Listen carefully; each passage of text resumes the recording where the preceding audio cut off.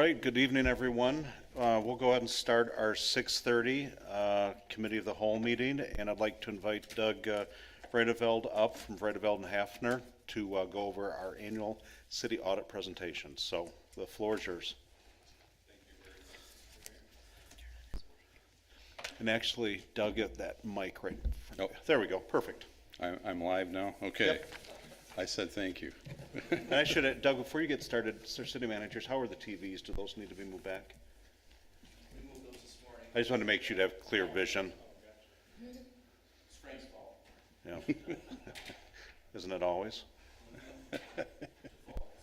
Want those guys to be able to make sure they can see. And make sure I can see one of them. All right. Your teleprompters are set, Doug. All right. Yeah, thanks. I wonder who's going to do the scrolling here.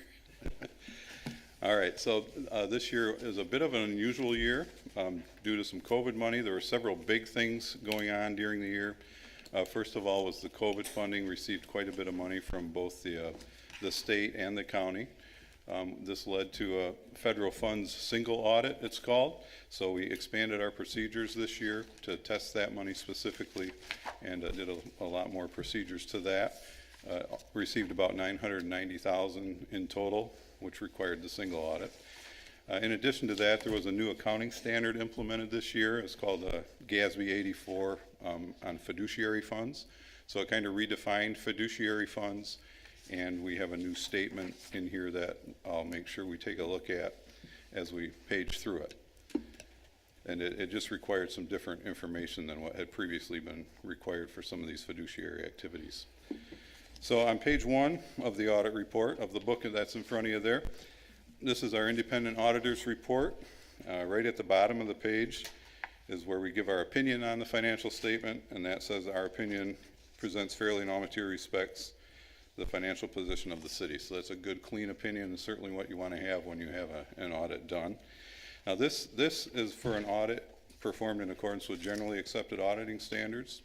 And because of the single audit, we had to expand our procedures a little bit to encompass governmental auditing standards, and expanded a little bit beyond that to encompass the single audit. And those reports are way in the back of the book on page 69 and 71. So the government auditing standards encompasses internal controls and compliance at the financial statement level. And that's also a clean report. If we had significant material weaknesses or control deficiencies, we would report them to you here, but there's none reported. Page 71 is the opinion specifically on the federal funds. We issue a separate opinion on that right at the bottom of the page, and it says that the city complied with the compliance requirements over this federal money. So that's also a good, clean opinion. As long as we're at the back of the report, I won't make you look back here again, but we'll just keep going from here. But on page 75, this is called the Schedule of Findings and Question Costs. And this is where we have to report to the federal government what we found in this report. And you can see everything's checked no. The money that we specifically tested was the Coronavirus Relief Fund. And that was new for everybody this year. I mean, that was a new funding source. So it was unique to the year, and we had to figure out how to do it. There's one question there, not to alarm you. It says, did the auditee qualify as a low-risk auditee? We said no. Usually you like to be considered low risk, but that's because the specific criteria with being a low-risk auditee means that you've had a single audit for each of the last 2 fiscal years. This is your first ever single audit that I can recall. So that's checked no. It's nothing to worry about and nothing to be alarmed about. But we also would report any findings we had. If the federal money was not handled properly, or if it was spent inappropriately, we would report these here under the findings section, and it says none noted. So Dan did a good job with the first time single audit, having all the ducks in a row, and fortunately the type of funding it was pretty specific and tied in strictly to funding the first responder payments. So we could test it pretty easily. Okay, I think I have to turn my clicker on now. That's the single audit. Go back, we skipped from page 1 way to the back, so go back to page 3. The section here is called Management's Discussion and Analysis. And it kind of points out most everything that's in the book itself. So if you don't like to read the numbers, read this part. It describes a lot of the changes and fluctuations between the years, and that kind of thing, which is what we'll do on some of these slides here. And then the first couple slides are covering pages 11 through 13. Pages 11 through 13 are a little bit unique. They break down the entire city into governmental activities and the component units. So governmental activities is also reported here on a full accrual basis of accounting, it's called, on page 11.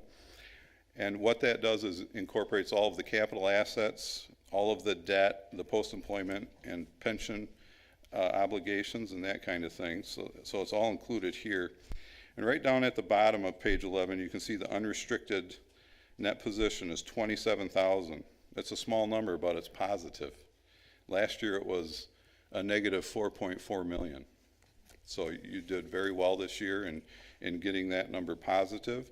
So that means the liabilities, including 4 million of post-employment benefits and almost 6 million of net pension liability, are covered by your net position. So that's very positive. That's great. There's not very many communities that have a positive net position there. Ever since implementing the OPEB and pension standards, most communities have a negative number there. And then on page 12, that's kind of where this information is coming from, pages 12 and 13. What this graphic here is showing you is the expenses compared to the direct or program revenues, which are on page 12. So the program revenues are for the general government. I wrote a few of them down here, what they are. Well, for Public Works looks like it's doing really good covering their own expenses, but a lot of that is Act 51 street money.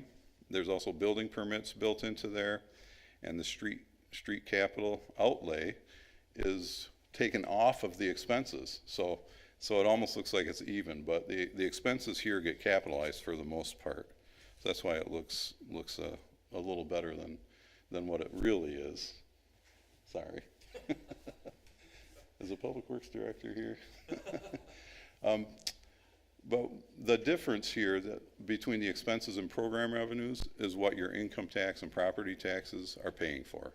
So the difference is what's being covered by those revenues. And then this is just a little breakdown of where those revenues are coming from. You can see income tax by far the largest at 52%. And just for comparison purposes, last year that was about 49%. Property taxes has been 6% for the last couple of years. That's the dark blue piece of the pie there. And the only other one that changed pretty significantly was the operating grants. It's at 18%. That's the red piece. And that was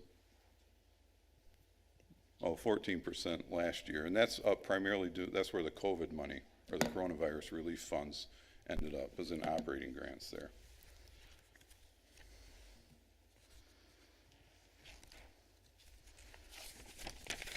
And then we'll look, the next several slides, we'll just look at some general fund. So this is more the typical way. This is pages 14 through 17.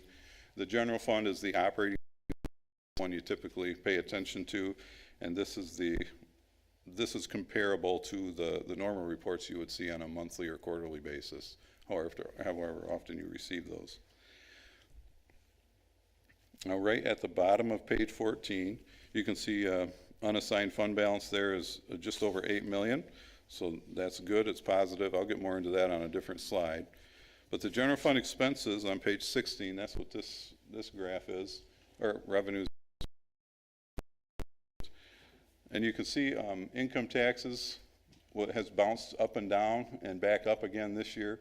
Property taxes has shown a steady increase with just increasing property values or taxable values. State money was up just a little bit this year, and then other took a big jump this year. And again, that's where the coronavirus relief money ended up. So you had about a $900,000 jump into that line item there. So let's look at the income tax revenues. This is a history for the last, I don't know, 10 or 11 years. And you can see it's been up and down the last couple. Everyone was a bit surprised that it was up this year. Last year it was down due to the people working at home rather than in the city. And this year it took a jump back up, which surprised people. We did look at potential refunds that would have to be made and put a rather sizable allowance in there for the refunds for the first 2 quarters of the calendar year of about 700,000. So that should be a safe estimate that Julie put together, your income tax administrator, but in spite of that, it's still up to about 13.5 million, which is just terrific. And then the next slide is the property taxes, a little bit of history of that. You can see 2014 was the low point when property values were falling, and it's been steadily increasing year after year from that, just due to the taxable values again. And this is the expenditures in the, just in the general fund. And you can see, if you want to flip back to page 52, I have in my notes here. This is the budget to actual. I just want to make sure we mention the budget. Yeah, page 52 is the expenditure budget. So there were no line items over budget. Everything followed it closely. The budget was not amended significantly during the year, and you ended the year about 863,000 below budget. Your total budget's about 19.6 million in the general fund. So again, that's not a huge variance. There was nothing you spent over budget, which is great. We don't have to report that to the state. And then on this slide here, just a couple of jumps.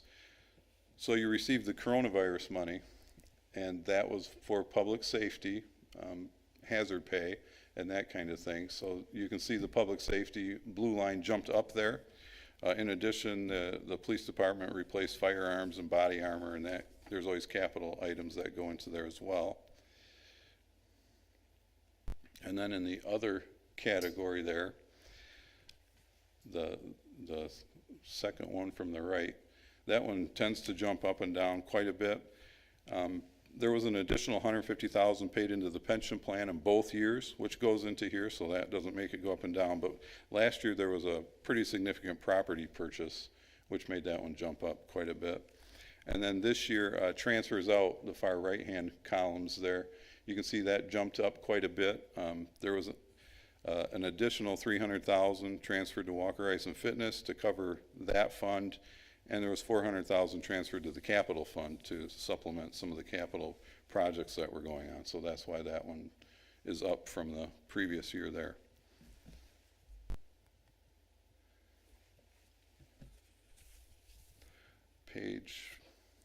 Well, this is general fund. I mentioned where the general fund ended at about 8.09 million of unassigned fund balance, and that is 43% of your fund balance. The city policy is to maintain 15%, so you're well above your policy. And you can see, even though it's at 43% and the number's higher, it's down just slightly as a percentage of expenditures and transfers. So it's pretty much, the financial position is very good. It's about where it's been for the last several years. It's staying pretty steady at 43% in the general fund, and that's good news for everyone. Now let's go back to page 21 and 22. This is kind of the discussion on these new standards that got implemented this year. So previously there was, it was called trust and agency funds. You had a trust fund for the other post-employment benefits, which you still have. It's exactly the same as it was previously. And now there's a new category here called custodial funds. So a lot of the agency and other fiduciary funds are now called custodial funds.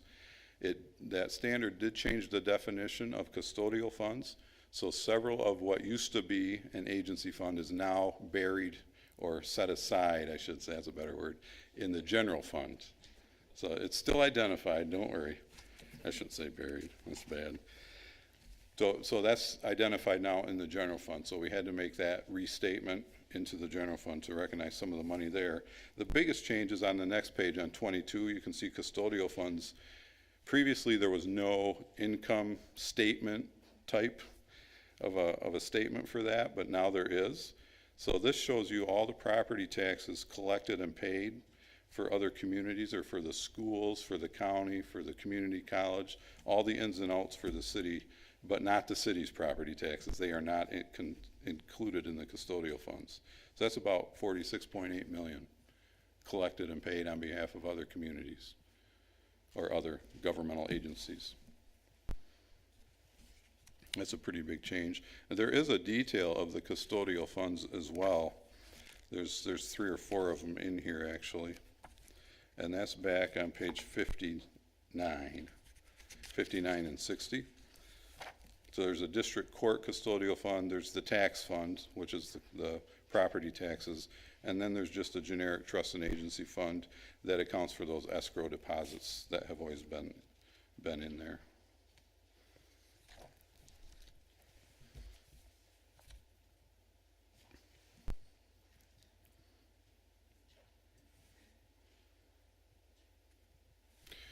Okay, I just had 3 other little things. On page 47, the pension plan. As I mentioned, you paid in an extra $150,000 into the pension plan this year, back on page 47. You can see that actually on page 48, you've put in extra money for the last many years. And on page 47, the left-hand column, you can see the funded position of the defined benefit plan is now at 78%. So that's been growing year after year. In 2016, it was 50%. Now we're up to 78%.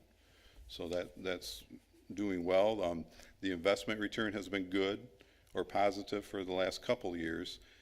And then the additional contributions have had an impact on getting that more towards the fully funded status. So that's good. And the other thing I wanted to point out was on page 54, your other funds. So in addition to the general fund, there's all these other funds, the major and local streets, the ice and fitness program, and a couple of others. But just wanted to point out, as everyone probably knows, the ice and fitness program suffered greatly during the COVID. And you can see there was a loss about 6 lines up of $463,000. So $500,000 was transferred in there from the general fund to give it a positive bottom line, and so it wouldn't go into negative status there. And then page 38 and 39, the other thing I just wanted to point out, which is great for the city. Many cities carry a lot of debt. City of Walker carries only 1.4 million in total debt. Several of the bigger ones are going to be paid off over the next couple of years as well. So carrying a very light debt load. General fund looks great. And that's all I have on the statement itself. Does everyone have questions? There's lots of questions. It's a big book. I do, but I'm going to wait and defer to commissioners. I've got just some thoughts and points. So, Commissioner Burke? First of all, Doug, thank you. I, for one, greatly appreciate the management discussion analysis section in English. That got me in the ballparks, and I started looking at spreadsheets. I had a basis of what was discussed in the English part of the document, so thank you very much. The city does put that together, so I have to give Dan and Daryl credit for that. Thank you all, appreciate it. You talked about page 47 and the defined benefits plan, the OPEB, and how we're eating that down. I love the history in there that I can see back and how we've been doing that over a number of years. I might suggest doing that same thing for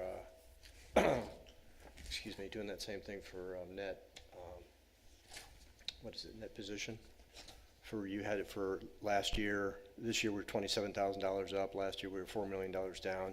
A history on that would be great too. I could do that on a slide. That would be easy to do. Yeah, that'd be nice to see, just to sort of see where we are, because I'm still learning the history for my position. And then I appreciate the discussion on the debt, and then planning for big capital expenditures into the future. That's in here too, right?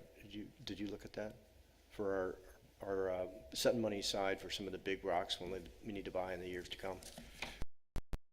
look at what is planned for the future, but the money that would be set aside would be shown on page 14 generally.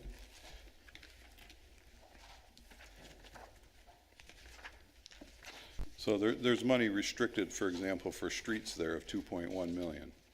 Now, what streets specifically are planned with that money? We don't get too much into that, but it's in the fund. It's required to be in the fund, so it's restricted for street projects. And for example, there's also in the general fund, there's subsequent year expenditures of about 2.2 million. So that's money that has been budgeted for 21-22 to be spent out of this year's fund balance, which means your expenditures in 2022 exceed your revenues. So that's set aside that way. And then there's also the building sinking fund is there, 408,000, and there's all the different funds are set aside there. And 380 is a OPEB related. Yep. Yeah, we have it captioned as long-term liabilities, but that's for future OPEB contributions, I would guess, yeah. Okay, that's it, Mayor, thank you. Commissioners to my right, Groders, Glanville, Gilbert, questions, comments? No questions, but again, appreciate all the detail and the thoroughness and your translation efforts. The charts are very helpful. Do we get a copy of those? Yes, I think I send them to Dan every year. Yeah. Okay. Thank you. Nothing more. You're dealing with this every day. I thought you'd have a little excitement or exhaustion, one of the two. I think they did a great job, and I'm very happy with where we're at. I had a couple of thoughts, and it just, there's 4 tabs, if you'll indulge me real quick on them. I'll be brief on them. One was, I think it's on page 9. I went on my commission packet. Make sure I'm on the right, no, I'll tell you what, I have it in my commission packet, so let me work off of that then. One of the things Doug had mentioned a little earlier was the income tax, revenue going up. And there's always that annual excitement because I think we are conservative in our estimates throughout the year, even with the opportunity to adjust them. Usually it's the other way. The last couple of years, it's not been upward, it's been downwards because we didn't know the pandemic in effect. But one thing, just as from a policy-making group up here, I just throw caution to the wind when we're still in a good spot, but yet this work from home still is going to have a lagging impact on us for at least another year of income tax revenue. And when you look at our city income tax revenues, really 66.8% is pretty significant. That's consistent. It's consistent, but it's also a watch out for us in that if we have any more impact on that work from home on the income tax, that could have some impact on budgets throughout the year. The other thing was the pension, and this is more of a MERS thing on the defined benefit plan, not something necessarily within our control. I've already shared my comments with Daryl as we have the meetings with MERS, is some of the assumptions that they make from an actuarial standpoint. I have a little bit of concern with, right now inflation still showing at a 2.5% number, which is a pretty consistent number, and it's both in the defined benefit plan as well as the post-employee benefits, the OPEB as we call it. But that 2.5% is right now already running against some strong headwinds because there was the Department of Labor, the Bureau of Labor and Statistics, their year-over-year number that was just released for the end of November, 12 months, was 6.38%. I think it was. It just came out in the last day or so for inflationary numbers, 6.3 versus 2.5. And when they're assuming this is going to be the impact when you're already in the hole by about 4%, that's an impact. And then they have their investment rate of return at 7.35%. Again, that's just running. It's been lowered down from what it used to be, but it's still running at a blistering pace. And I think just from a policy standpoint, when we're looking at our pension and our OPEB obligations that we have. Nothing gives me greater satisfaction. It doesn't get a whole lot of public attention when we continue to pay down that long-term debt. We made promises and commitments to people, and we're going to honor those. But we have to be aware, too, that we might have some financial impacts that might be adverse somewhere along the way. Not showing it right now, but it could be at some point in time. And then I think the last two things I had, just calling attention, so it was the OPEB one. And the last one, and really I want to give a shout out to not only Dan for the guidance he's given us from a finance standpoint, Daryl and Frank as well, and the recommendations they have to this group. This is not pretty or glamorous. It's not going to be on the front page of the Wall Street Journal in the morning, but when we look at reducing that pension obligation from 2015 at 50% to 78% funded now, that's huge. And I don't think I hope we all appreciate the implication of that. That's very significant. We've left the house in better shape for those behind us. We continue to do that, and my ask of this group is we continue to be in a position of strong financial stability as a city, we continue to knock that thing down. We've got probably about another 2-3 year before that kind of that balloon pops, and we're really in a very favorable spot then. So stay the course. This is just, I love seeing that. When you think it was 6 years ago, we had 11, just on the pension alone, we're 11 million in the hole from what we should have funded it. We're now down to 5.8 million and going downwards from here. That's pretty significant. That's, again, not glamorous. It's not going to get news headlines, but it's the right thing to do. So kudos to the policymaking board up here, and our mayor previously and our city commission previously, because that was the stance that was taken years ago. So that was all I had on it. Doug, this is, I don't know if the commissioners have any other questions, but as usual, it's just, this is perfect. We love seeing it, and I think one of the reasons we stay with your firm is you have the same conservative we have as a policymaking board and as a city to our finances. So thank you again. You give us good guidance and recommendations. Appreciate it. Speaking of recommendations, do we have a few minutes yet? Absolutely. Okay, so I have also this 2-page letter. And this has a couple recommendations in here for the city or city staff or whatever to implement here. It's on the second page. You'll see kind of the indent bullet points there.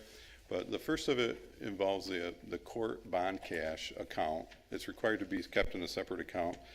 But over many years, this is not a new comment. Everyone is probably aware of it. But the amount that is outstanding in the bonds payable never ties out directly to that cash account. And it really should. There's no reason it shouldn't. If you have $10,000, there should be $10,000. So we just recommend that you keep pursuing this bond cash account to make sure it agrees. And it is not different by a significant amount. It just needs to be adjusted, reconciled, and then kept consistent going forward. So we've recommended it before, and it's something that should be done. The second item there is the electronic payments through the bank. The ACH payments are, on both this one and the next one regarding journal entries, the items are being reviewed, just not always consistently signed off to show evidence of the review. So we just recommend anytime you review it, initial and date it so that we can see evidence of the review, and make sure that they are being reviewed. So there's a second set of eyes on all these kinds of things. So everybody the process stays honest. That was it. Commissioners, managers, any other discussion, questions for Doug? Commissioner Glanville, go ahead. Yeah, can you just explain exactly what you mean on this bond account? I'm a little confused. Sure. The district court is a bond account. That's money where people have to pay in $100 or $400 or $500 into it, and it has to be segregated into a separate checking account, which there is. When we do a bank reconciliation, or when staff does the bank reconciliation of the bank account, it should agree to the total of the money that has been put into the bond. So if 6 different people put in $100 each, there's $600 listed here.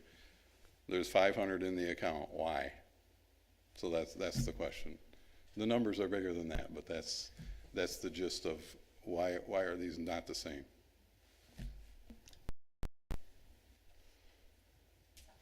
Okay. Commissioners, anything else? Cool.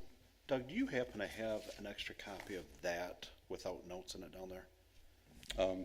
Dan has all of my copies. Thank you. We have one that's missing for Commissioner Deschaine. It's missing a few pages. That was up here, so we did a quick switch because she's not here this evening. But I want to make sure that we take care of her. She has the appropriate materials. So with that being said, Doug, as always, thank you again. All right. And actually appreciate you dragging us through the glass. That's what your job is. And telling us what we need to hear, not always what we want to hear, but we do a pretty Very good good. job. So Appreciate thank you it. again. Thank you. All right, it is 7 o'clock, pretty close to. I'm going to go ahead and call the regular city commission meeting to order, and I'd like to ask Commissioner Groders to deliver the invocation for us. Please pray with me. Father God, as we come together this evening, we ask that you use us for the greater good for our community. Help us to share the meaning of this holiday season with those around us.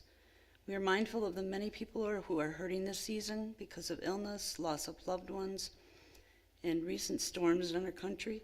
Please help us to be kind and understanding. Give strength to the many medical providers and first responders who continue to show up in these challenging times. Thank you for the continued protection for our public safety staff and for those who protect our freedom. May we have a spirit of camaraderie in this room and work together on our shared responsibilities and goals. Amen. Thank you, Commissioner. I'd like to invite the audience to stand and join us for the Pledge of Allegiance. I pledge allegiance to the flag of the United States of America and to the republic for which it stands, one nation, under God, indivisible, with liberty and justice for all. Well, thank you all. If I could please ask our Deputy Clerk to call the roll. Mayor Carey, Present? Commissioner Gilbert, Commissioner Burke, Present. Commissioner Glanville, Present. Commissioner Groders, Commissioner Chase. Present. Absent is Commissioner Deschaine.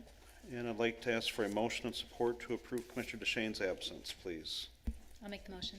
Thank you. Support? Commissioner Glanville, Commissioner Groders, support. All those in favor, please say aye. Aye. Those opposed, thank you.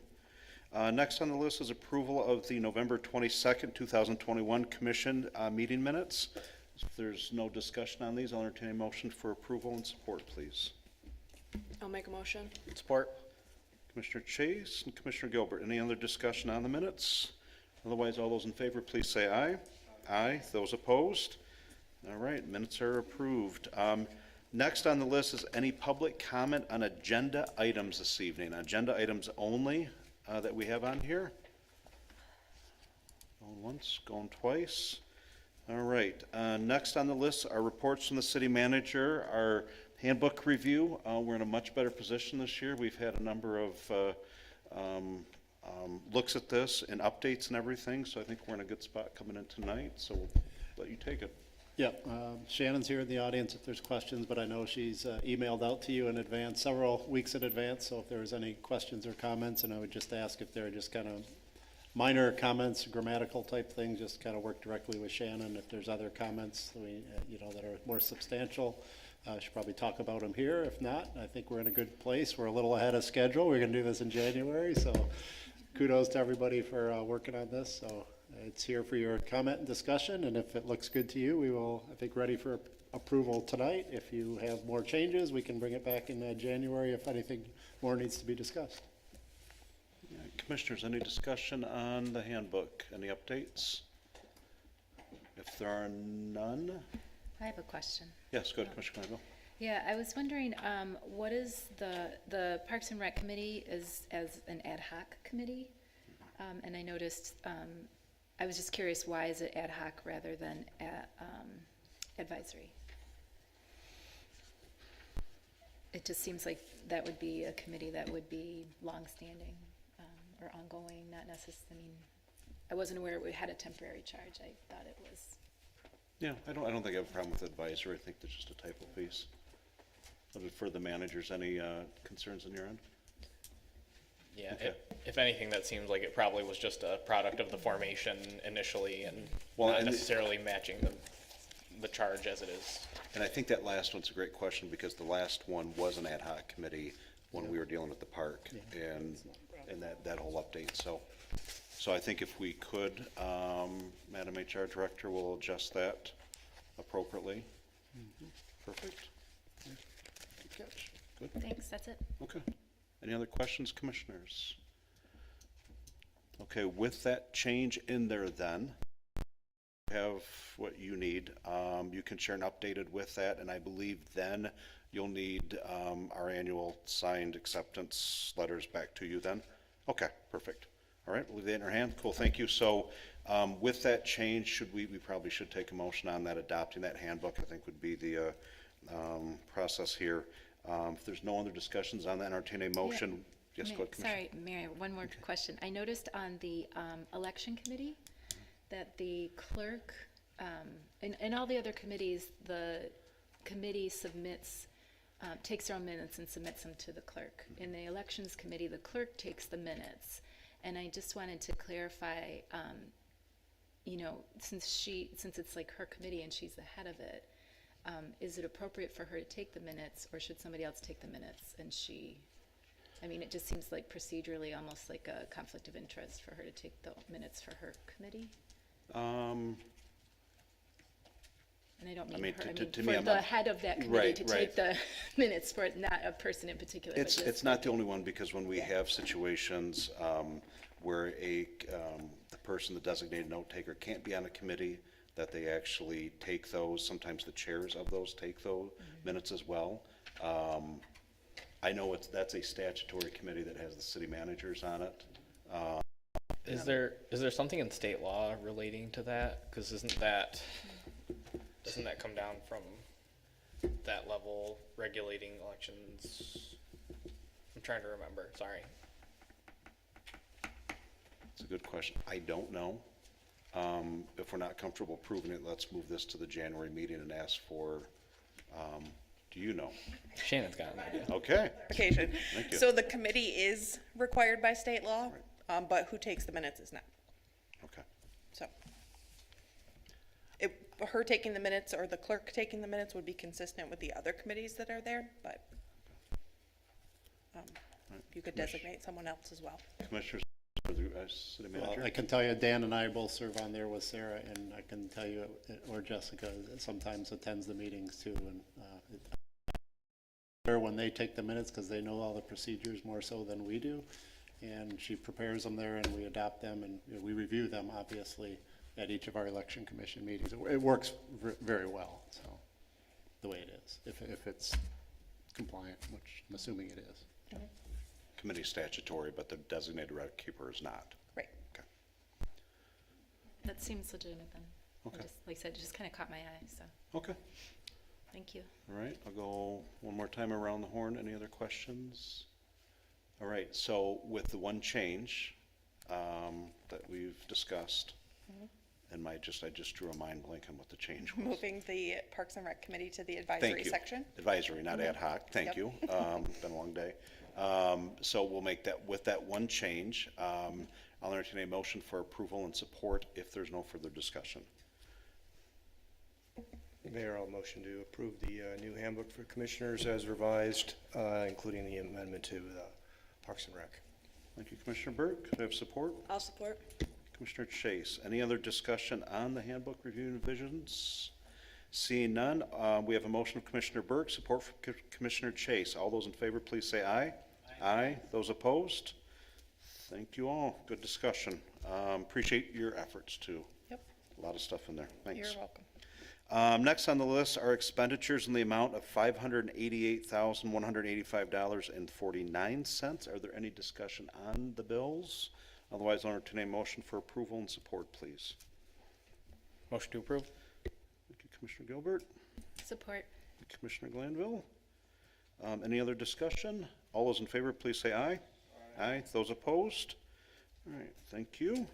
Next on the list, I'd like to invite Rachel up to the front to discuss Ordinance 21-663, the first reading of our stormwater ordinance. The floor is yours. Thank you. Can I get my presentation up here?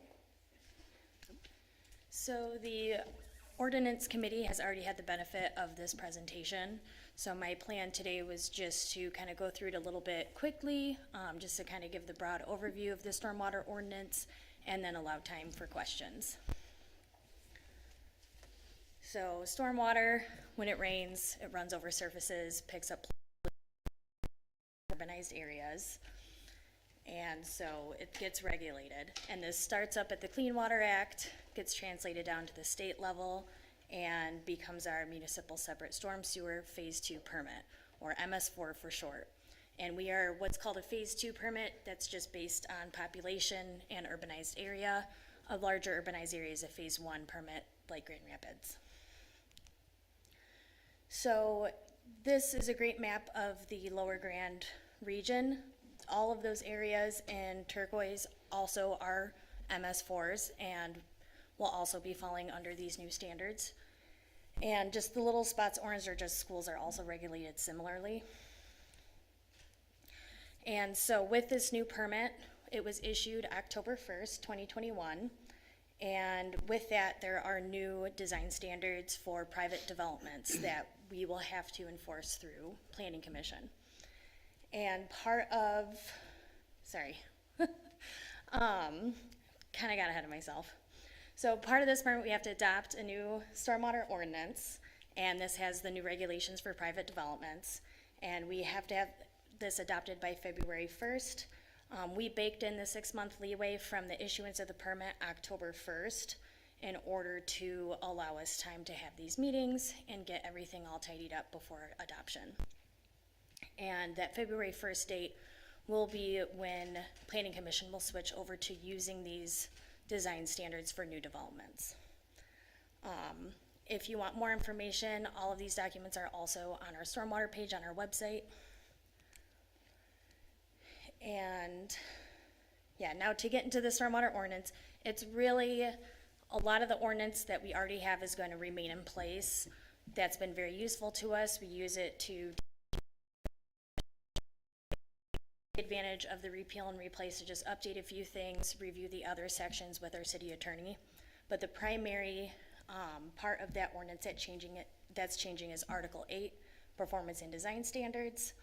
And all of these MS4 communities will be required to be doing the same thing. A lot of communities already have these design standards in place. So it shouldn't be a big surprise for our developers.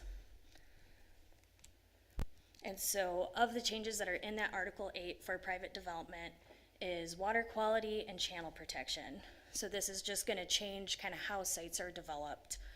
With the water quality, we're gonna be seeing a lot more infiltration practices, things like rain gardens and stuff like that. And what that actual regulation is, they're gonna have to treat about the first inch of runoff from a site.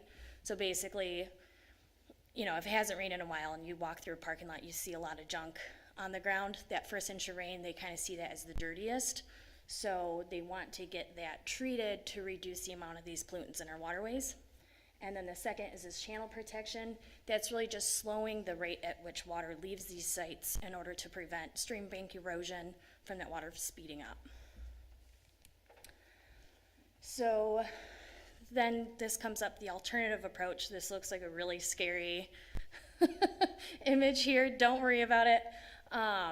So with this water quality and infiltration of that first inch of rain, us as a region, we all came together and worked with Eagle to come up with this alternative approach. Walker has a lot of clay soils. It would be really difficult for a lot of the developments in Walker to infiltrate an inch of rain, the first inch of rainfall on these clay sites. So that's what comes up with this alternative approach. Basically, if a clay site is developing and they want to meet these standards, they can't infiltrate or treat the stormwater. Once they really demonstrate that, they will be able to use this alternative approach. So a lot of other places in Michigan ended up adopting this alternative approach as well, just to make it a little bit easier to develop these harder sites. Outside of that, there's a few other changes. these regulations will apply to city projects if the impervious area is being increased by an acre.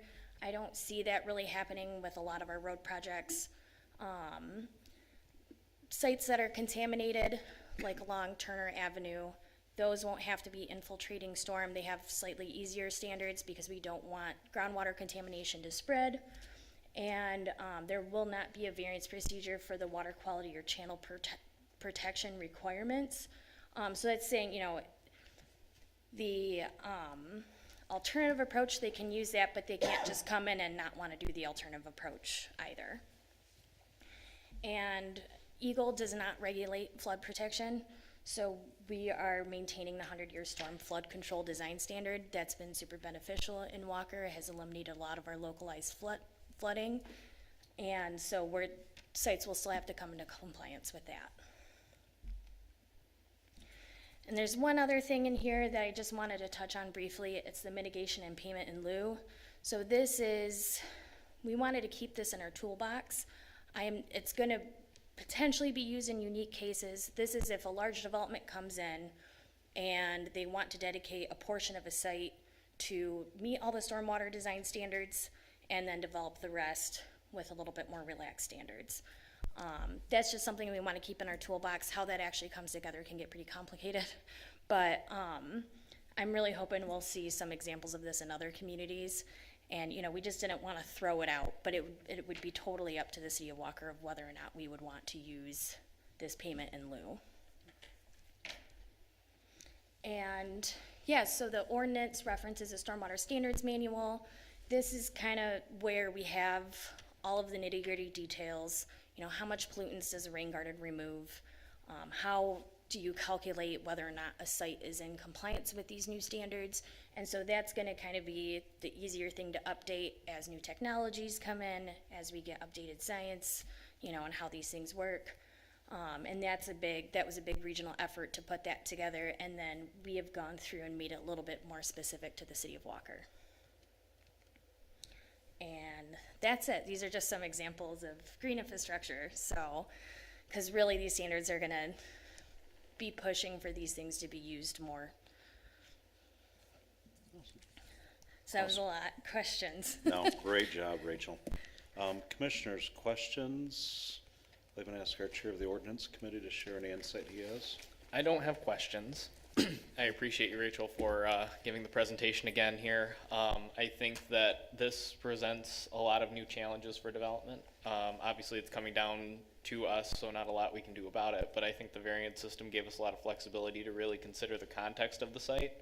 When we were going through a lot of developments, it's something we've had to use a lot, but it's something where we've had the opportunity to make a lot of trade-offs in terms of stormwater and how that's handled on sites, and that's something I think we'll miss with this new procedure. But I think also, and Commissioner Berg said this time and time again at the committee hearing, it will create some new mandate for developers to get a little more creative, get a little more ambitious about how they're going to try and approach the stormwater problem. So I think it comes with good and bad. I think that my perspective is I always love that when the city can have our hands on that flexibility, but now I think we'll see some new things from development and hopefully new good things to help treat that water and get things moving the way that we need them to be. Cool. Thank you. Mayor, Yes. I'll just foot stomp. You know, while I was stopped in traffic on Alpine yesterday, thinking about my favorite area of trying to get rid of the concrete jungle and get it a little bit more interactive and mixed use as we go into the future. That's the silver lining in all this. So, yeah, there's a new requirement. We need to meet those requirements. But Rich, if you go to that last slide, if you just look at all the creative ways we can make our community still be, you know, very viable commercially, but also a whole lot more friendly to the eye, and not just have these giant parking lots. I think that's the good news here. Thanks. I think that's some good insight. I think when we take a look at Alpine, I think we could all agree that we probably at this point, there's parking lots that could be repurposed even at this point. So as that development or even redevelopment comes in, I'd like to see the Planning Commission challenge that creativity. So. And we have, with ELGRO, the Lower Grand River Organization of Watersheds, they have been reaching out to developers and design engineers for a few years now on these new standards. And they are keeping an option open, partnered with Fishbeck, to, if people and other designers want to come in and learn these standards and familiarize themselves with them, they are able to go there and get trained on all of this as well. Awesome, good, thanks, Rach. Commissioners, any other questions? Daryl, City Manager? Rachel, just a quick question. Are all the communities adopting pretty much the same ordinance then as this version? Yes, so it's really that, that Article 8. We have a little bit more baked in with, like I said, the drainage and things like that, and I kept that language in there, and just kind of how we run things with how we run, if somebody's in violation, et cetera. But it is largely the same, and that Article 8 is the same across communities. Thank you, City Manager. Commissioners, any other questions, dialogue? All right, so what we have here is Ordinance 21-663. This is our first reading of the new Stormwater Ordinance. We've heard the business case and the why behind this. If there's no other discussion, I'll look for a motion for approval and support on it then. Make motion? Support? Thank you, Commissioner Gilbert and Commissioner Groders. Any other discussion on Ordinance 21-663 in the first reading? So we have a motion of Commissioner Gilbert to approve this, support with Commissioner Groders. All those in favor, please say aye. Aye. Those opposed? All right, our first reading on that is done. Good, thank you. Well done, Rachel, as always. Next on the list is any other public comment that we have on non-agenda items. I think we have a familiar face in the audience, so we'll welcome to the podium. Well, good evening, Mayor and City Commissioners and Managers. Thank you for this opportunity. I'm here just to introduce myself officially as your new state senator. As you know, that there was a vacancy for a while after Peter McGregor took the position for the countywide treasurer. I ran for the special election this year and won. I've now been on the job for 6 days, and and I'm digging in pretty quickly. It's really an honor and privilege to represent the city of Walker here, and I just want to give you just a couple of updates of what I'm working on there. First of all, standing committees that I've been assigned to be on: economic development and small business, education and career readiness, regulatory reform, and appropriations. And on the appropriations side, the subcommittees include Michigan Department of Health and Human Services, general government, labor economic opportunities, and the MEDC. So general government includes things like revenue sharing and essentially all the cabinet type positions throughout this state.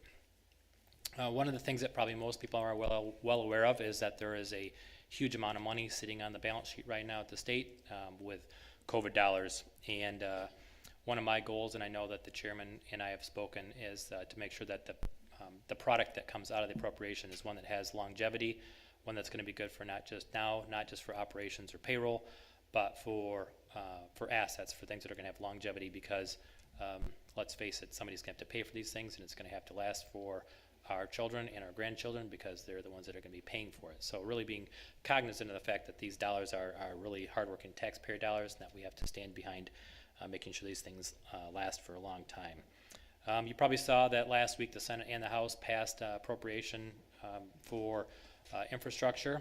The one thing that really got a lot of attention was lead lateral replacement. Not a huge deal in the city of Walker. I remember when I was mayor and the lead pipe issue came up, immediately contacted Grand Rapids, and I think there were only less than 5, and I think it might have been 3, and of the 3, only 1 or 2 of them was active and things like that. But Walker's is in really good shape there. So, and on top of that, lead lateral replacement includes things for PFAS remediation, additional PFAS solutions for across the state, as well as dams and other infrastructure and things like that. I've always run on transparency, availability, and accountability, and I'll continue that pledge to you. Please contact my office if there's anything I can do, or if we can provide clarification on anything. And then in conclusion, just to say, I feel very fortunate to be here tonight to hear the audit report. I'm not kidding, it's one of my favorite nights. And because I know the hard work that goes into making tough decisions. It's one of the least sexy thing you can do is pay down long-term liabilities, pension, and the mayor said it well. We are fulfilling the obligations of those who've gone before us.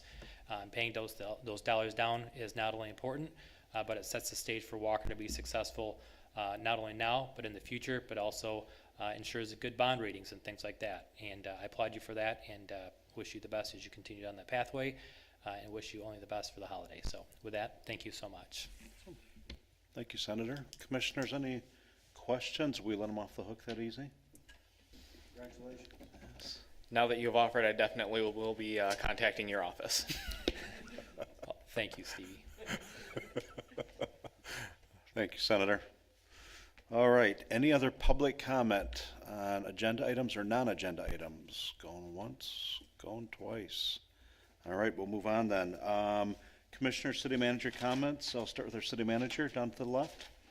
I only have one comment, or one note, and that's this Thursday from 3 to 4:30. We're having our holiday happy hour for staff recognition, so if you're available to come into the commission chambers, please feel free. Staff would love to see you if you have the time. So, some light hors d'oeuvres and some non-alcoholic punch, right, Shannon? Thank you. City Manager? One item, we have Ordinance Committee a week from today, and the item on that agenda will be small wireless facilities. It's something we haven't really dealt with much in Walker yet, but with the advent of 5G and all the fiber you see going in the ground, we'll eventually run into those issues. So whoever's on Ordinance Committee and will be in attendance on Monday, that will be our item to go through. It's all mandated from the state, so keep that in mind. So what we're doing essentially is structuring a couple of ordinances and a resolution, taking direction from the state laws. So we'll see you on Monday. Thank you. Commissioner Burke?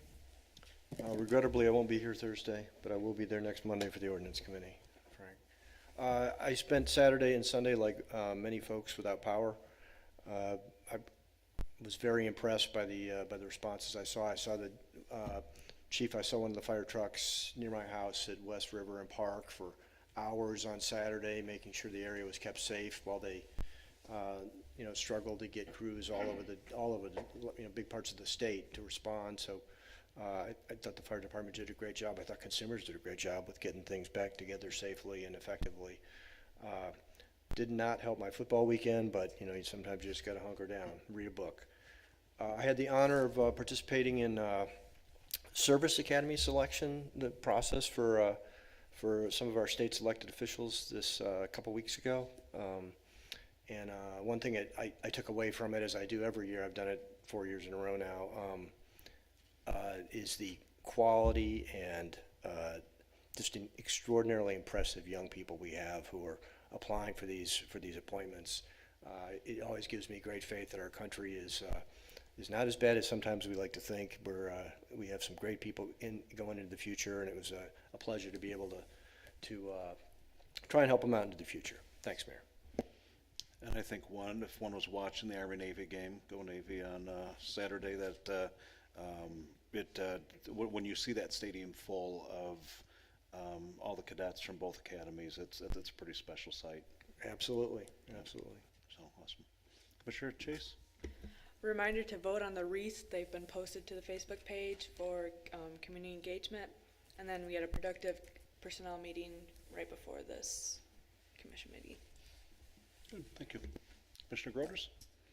I was able to attend Winterfest, and I thought that staff did a fabulous job and community engagement organizing that. I was amazed how many people were actually there, but it didn't seem overwhelming at all. It was like it was all very well distributed, inside and outside, and I thought it was a great event. Thank you. Commissioner Glanville? Yeah, I was also at Winterfest with, I think, everybody, so really nice, as always, and glad that we were able to pull it off this year, a little bit more traditionally, so. And I want to say thanks to Shannon for all the work that she's done on our handbook, and then also preparing for the holiday happy hour on Thursday. There will be, I think, fun and, enjoyment for everyone, so thanks for your hard work on that stuff, Shannon. I know it can be a little tedious, but it's much appreciated. And then I just wanted to make a note. I think I mentioned this before, just in regards to our school board and some of the things that are going on at Kenway Hills. And I know that they're not just our school, but they're primarily our schools. You know, and they continue to have kind of a rough time over there. I've had the chance to talk to some of the administration, and just particularly around some of the attitudes that people are sharing related to equity and diversity in our community and at the schools. And I think it's something we just should have our finger on, keep an eye on a little bit. And if you have the chance to, you know, chat with anyone over there, it might be helpful to get some insight as to some of the challenges they're facing. But just want to support our schools and the community in general in those regards. So that's all I got. Thanks, Commissioner. Commissioner Gilbert? Not too much for me. Winterfest, I think, just building on Commissioner Groder's and Commissioner Glanville's comments, we did a really good job of utilizing the space differently, I think. It felt like we were utilizing it differently anyways, I don't know. But it really kind of gave the opportunity for folks to sprawl out and, you know, have different spaces, and with the added sensitivity that we've got now to having those tight and closed areas, I think it was really nice to be able to move around and meet with people in different areas and not all be kind of crammed into the Ice and Fitness Center like we have in past years, it felt like. Yeah, we had Ordinance Committee, obviously went over the Stormwater Ordinance. Glad to have that out of our hands for now, and I'm sure I'll be dealing with it at the Planning Commission level for the foreseeable future, which is going to be great, but just another part of the job. The Waterford Project was supposed to be on Wednesday, but it has been moved off of that agenda to a future date to be determined. So if you were planning on attending a very long Planning Commission meeting on Wednesday evening with me, you are relieved of that duty. And I think that's it for me. All right. Thanks, Commissioner. Madam Clerk? Nothing at this time. All right. I had just three quick things. I'm glad you touched on the Winterfest thing. There were definitely some adjustments the morning of Winterfest. Thank you to your Assistant City Manager for taking a walk with us in the morning. We just, from I think a COVID protection for Santa, you know, difficult adjustment, but I think the right adjustment. And then also to Commissioner Gilbert's point about the design and layout in there. And one of the things we always do during the event and then after is that debrief of what worked, what didn't work, and what can we do better at. And I believe the group had a meeting this morning, and I was out of town and had shared my comments already with Nicole, and that was shared with the group. So just kudos to staff, and we really thought this one out. And I think the best that we could mitigate the risk to our community, but still allowing the community to come together, I think was great. The thing Commissioner Chase touched on, the Personnel Committee, one of the things as a city, we approved some new positions today. As a city, as we continue to grow and we contract and our needs evolve and change, and quite frankly, I think even some legal requirements that we have as an organization contract and change, things that we're held to. We're going to see some staffing additions over time here, but nothing that we're getting over the top of, and a lot of time and motion studies in there of who's doing what at what time, so we can apply some strategies to those as well as dollars and cents. So I think just look for that in the coming year. I think we're going to have a little bit more need there that we've already done, but we've definitely kudos to our HR director for such an awesome job of seeing that coming and anticipating the needs so that we're ready to go. And then the last thing I have is our next meeting and last one of 2021 is next Monday. I will have the committee assignments that will be in the Wednesday packet for this week. Those will be out for everybody, and I think that is all that I had, in case you were wondering. So anything else for the good and order? Just a quick one. I did forget to mention this, but on our defined benefit plans and the amount we've paid down on that and the work that's gone into that, I just did want to make note, as someone who works on that issue a lot at the state level, who's done a lot of research into what's going on around the state, we are doing an incredible job here. I look at a lot of those funds, have spent a lot of time in the spreadsheets that I know our senator has seen as well at times, and a lot of these funds are not at any of the thresholds that they're looking for, and for us to be not only beyond that 60% level, but continuing to improve and get closer to that 100%, which is really the goal. And I think that's something that's lost on a lot of communities, is that you're striving for 100%. I think a lot get very complacent once they get out of that danger zone. The work that's being done there is really important, and really a lot of credit goes to the folks here at City Hall who've made that happen. Yep, awesome, well said. On that note, I'll entertain a motion for approval for adjournment and support here. Anybody, or do we want to sit here? I'll make a motion. Thank you, Commissioner Chase. Have support? Support. Thank you, Commissioner Groders. All those in favor, please say aye. Aye. Those opposed, we are adjourned. Thank you.